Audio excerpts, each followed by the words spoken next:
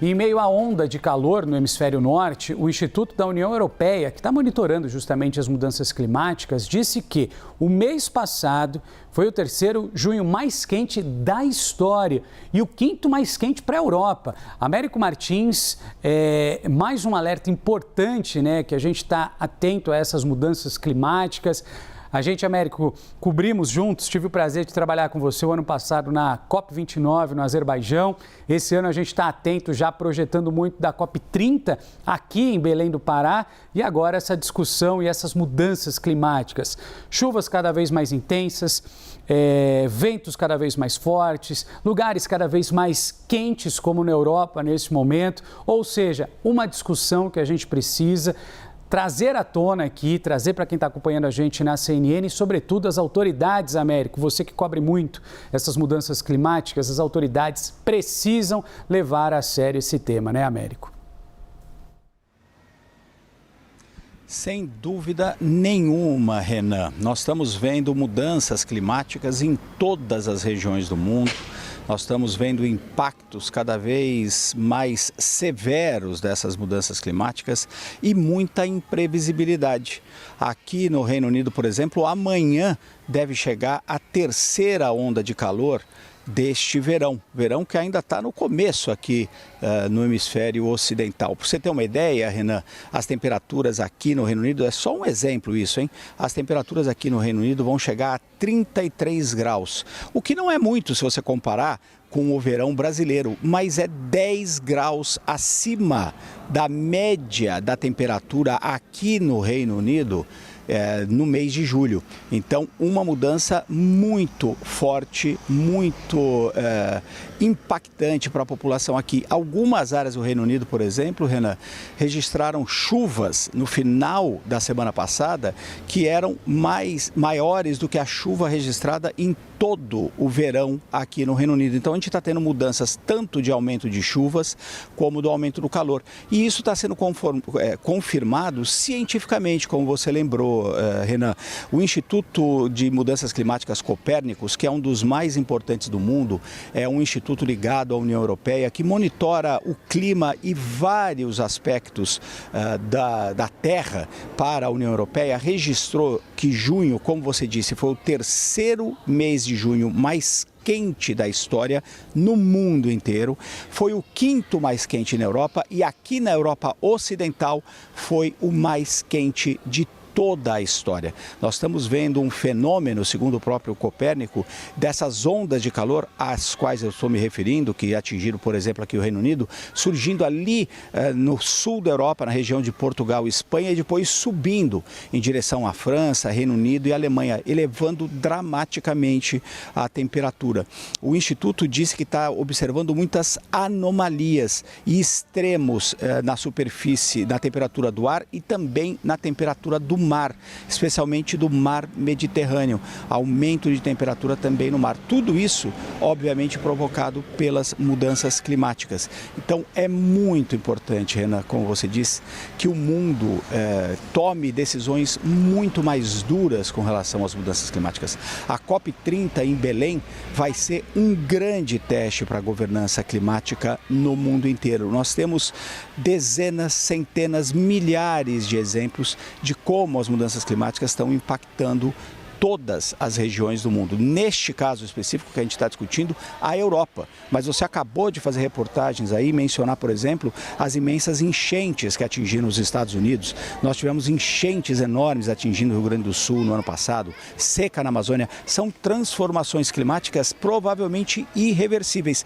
E o Copérnico alerta ainda, só para concluir, Renan, que nós estamos chegando muito perto mesmo daquela marca da temperatura de 1,5 graus acima dos níveis pré-industriais, que seria uma marca que foi adotada na Convenção do Acordo de Paris como uma marca em que a temperatura média do mundo não deveria ultrapassar, sob pena de a gente não voltar a ter os padrões climáticos anteriores. E segundo o Copérnico, este ano nós já estamos com 1,3 graus acima daquelas temperaturas pré-industriais. O ano passado foi um ano que já se registrou aquele 1,5 graus. Então nós estamos no limiar aí, no limite, literalmente, Renan, de uma grande tragédia climática, infelizmente. E por isso que as autoridades precisam parar de ficar imóveis, inérteis, devem combater sim o negacionismo climático e tomar decisões muito mais firmes, o que a gente espera que aconteça, especialmente no Brasil, em Belém, no final desse ano, na COP30. Renan. Érico nos traz, a importância da COP30. A gente revisita agora os 10 anos do Acordo de Paris aqui no Brasil, na edição que acontece no coração da Amazônia, em Belém do Pará. Muita coisa que foi prometida lá atrás não entrou em discussão, não avançou. A COP, no ano passado, no Azerbaijão, que junto com o Américo a gente teve o prazer de estar lá trabalhando, vários assuntos não saíram do papel e as discussões ficaram para agora. Então, olha só a importância da COP30 aqui no Brasil. Américo, você que conversa bastante com a ministra de Meio Ambiente, Marina Silva, está sempre junto a ela também, questionando a importância dessas discussões. Eu queria saber, nessas conversas, o que ela acha desses movimentos de países, sobretudo o próprio Estados Unidos. Donald Trump deixou de investir muito, com relação ao monitoramento climático, e outras nações também estão seguindo nesse negacionismo. E o que a gente vê, às vezes, são tragédias que deixam de ser anunciadas e pegando as pessoas, as famílias, pegando os moradores dessas localidades de surpresa, porque não houve, por exemplo, um anúncio sequer para as pessoas deixarem suas casas no Texas. O que a ministra Marina Silva, nessas conversas que você tem com ela, entende desse movimento inteiro? Esse ponto do negacionismo de algumas nações prejudica a discussão e o avanço da agenda climática no Brasil, agora no final do ano, aqui na COP30, Américo?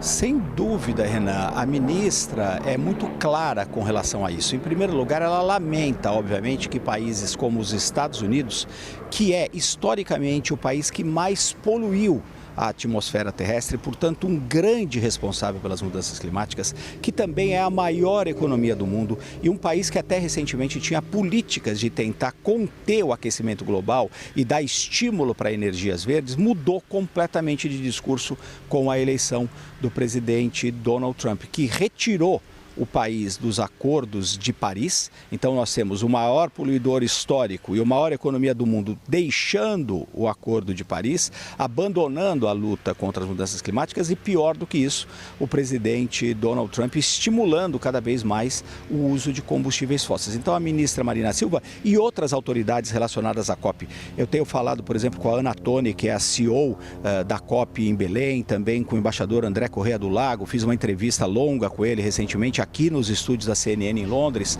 ele que é o presidente da COP, até o Simon Still, eu já entrevistei, que é o czar do clima da ONU, todos eles têm uma linha muito parecida. Eles, em primeiro lugar, lamentam que os Estados Unidos tenham deixado o Acordo de Paris, gostariam, obviamente, do retorno dos Estados Unidos, creem que é possível alertar as autoridades americanas com relação a isso, mas eles acham que é possível chegar e continuar nesse caminho de combate às mudanças climáticas, apesar do governo federal americano não estar participando do debate. E como isso seria possível, Renan?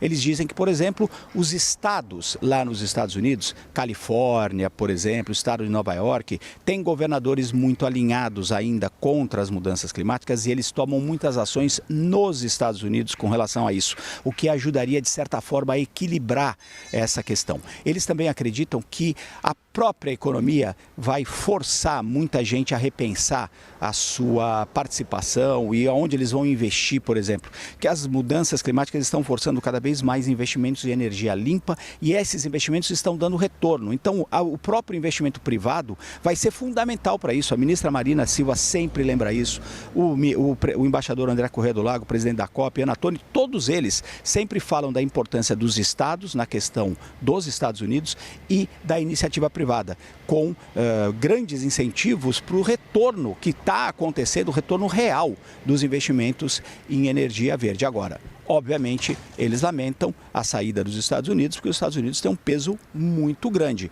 E pior do que isso, Renan, aí é uma análise minha, não da ministra ou do embaixador Corrêa do Lago.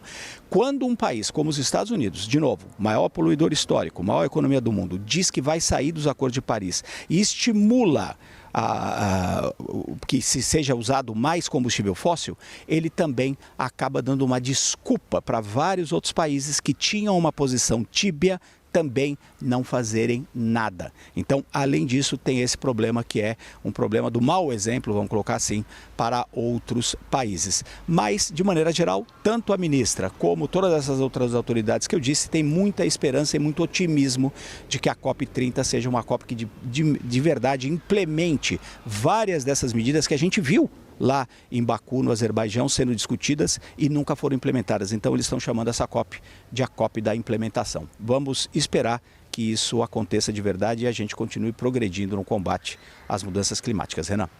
Boa, Américo Martins nos trazendo uma análise completa a respeito desse atual momento das mudanças climáticas e já projetando a COP30. Américo, muito obrigado por essa análise profunda.